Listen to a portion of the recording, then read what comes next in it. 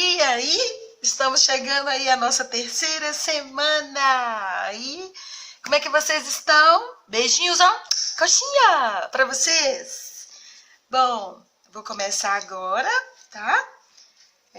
Nós estamos agora igual eu já tinha passado antes, né? Nós estamos aqui nessa terceira semana, de 15 até o dia 19 de junho. E aqui, olha, nós temos português, matemática, ciências e inglês. Então, estamos nessa semana aqui. Então, vamos continuar. Então, vamos. Como é que vocês estão, criança? Estão fazendo as atividades tranquilo? Tá dando para fazer direitinho? Tá cansativo? Então, faz primeiro as atividades. Depois vocês podem brincar à vontade, tá? O importante é a gente ter esse contato de escola com vocês. Isso que é importante. E eu, como professora, espero que vocês, cada dia que passe, que vocês melhorem mais em tudo, tá bom? Ó, nessa terceira semana aqui, ó, na atividade no componente curricular de português, começa assim, ó.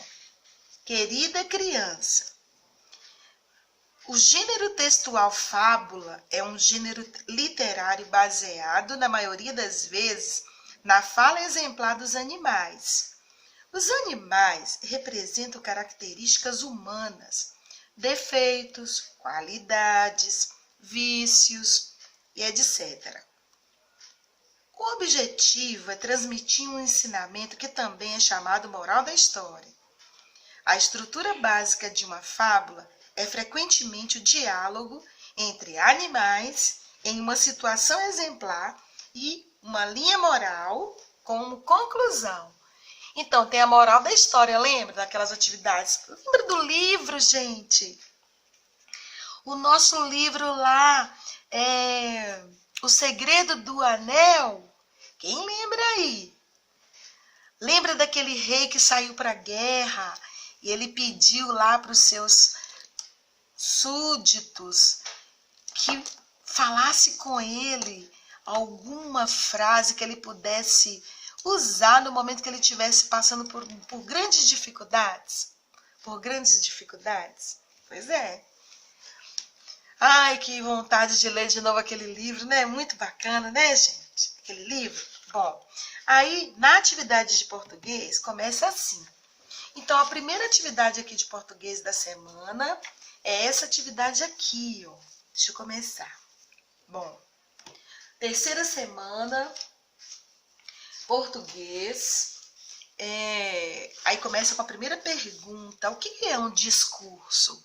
Alguém aí sabe o que é um discurso? Tem ideia? Tá mandando fazer o seguinte aqui, olha. O que é um discurso? Pesquise no dicionário com a ajuda de um adulto e registre o conceito que define melhor a palavra de acordo com a atividade proposta. Então, vocês vão pegar, né, um dicionário, ver o que significa a palavra discurso e aí escrever nesse espaço aqui, ó. E o que é discurso, na verdade? O que vocês acham que é discurso? Alguém aí quer falar? Fala com a mamãe. O que é discurso? Bom, nada mais é, gente, do que a fala, né? A caracterização pode ser uma transcrição exata da fala dos personagens para a história. É um diálogo, na verdade. Então, olha só, aqui embaixo já vem uma fábula, que é outro gênero literário, e que vocês vão ver que tem aqui, ó, a conversa, o diálogo, né? Tem um interlocutor. Temos aqui o lobo e o cordeiro. E aqui, ó, nessa atividade, ou seja, nesse gênero, vocês podem observar que existe um diálogo, né? Um discurso. Então, vamos ver aqui, ó. Leia o texto. Se precisar, peça um adulto para auxiliar na leitura. Depois responda oralmente as perguntas que esse adulto irá lhe fazer de acordo com as orientações desta atividade. Então, nós vamos fazer a leitura aqui, ó, do Lobo e o Cordeiro, que é uma fábula muito conhecida. Então, vou ler para vocês agora. Presta atenção. Um lobo estava bebendo água num riacho. Um cordeirinho chegou e também começou a beber, um pouco mais para baixo. O lobo arreganhou os dentes e disse ao cordeiro: como é que você tem a ousadia de vir sujar a água que estou bebendo? Uai, como sujar? Respondeu o cordeiro. A água corre daí para cá, logo eu não posso estar sujando a sua água.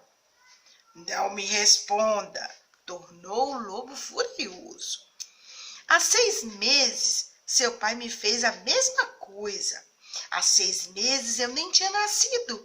Como é que eu posso ter culpa disso? Respondeu o cordeiro. Mas você estragou todo o meu pasto, replicou o lobo. Como é que eu posso ter estragado seu pasto, se nem dentes eu tenho? O lobo, não tendo mais como culpar o cordeiro, não disse mais nada. Pulou sobre ele e o devorou. Maldoso, hein? Nossa! Então, feita essa leitura aqui, ó, dessa fábula, nós vamos agora para a segunda atividade, que é essa atividade aqui, ó. Atividade do... Vamos lá, professora. Atividade agora da pontuação. Será que se esse texto fosse escrito sem essa pontuação, eu estaria lendo dessa forma? O que vocês acham? Se não tivesse ponto de interrogação, se não tivesse ponto de exclamação, se não tivesse travessão, o ponto final, será que estaríamos entendendo esse texto? Pensa um pouquinho aí. Eu acho que não, né? Então, para que serve? Qual que é a função, então, dos sinais de pontuação? Então, vamos para a segunda atividade aqui, ó, a terceira, na verdade, né? Então, vamos ver por que é importante, no momento que nós estamos escrevendo, nós colocarmos aqui, ó, os sinais de pontuação. O ponto final, os 2 pontos. Então, complete aqui o quadro, a atividade 3 está assim, ó. Complete o quadro, nomeando os sinais de pontuação e descrevendo a função de cada um. Então, vamos ver, que sinal de pontuação é esse? Coloca o nome aqui. E esse daqui, para que serve esse sinal? Põe o nome dele aqui, qual que é a função dele aqui? Né? Como eu havia falado, se não der para vocês escreverem aqui, vocês podem escrever no bloquinho qual que é a função e pode colocar aqui, escrever aqui também, se quiser, ou então atrás da folha, tá bom? 4. Como ficaria, então, esse trecho da fábula se ele fosse escrito em discurso indireto? O que é isso, gente? Bom, na escrita, o discurso ele pode ser diretamente, quando há um diálogo entre um personagem e outro. No caso aqui é um discurso direto, tá? Os personagens se comunicam entre si, eles conversam. Então, o narrador narra a história, ele narra a história, ele escreve, olha só para você ver. A fala de cada personagem, tá vendo? Eles conversam entre si. Então, isso aqui, ó, esse texto é chamado de discurso direto. E o discurso indireto é praticamente eu pegar esse texto, fazer essa leitura aqui e vou reescrever esse texto, contando na minha maneira, na verdade, o texto sem usar o diálogo, sem usar a conversa dos personagens.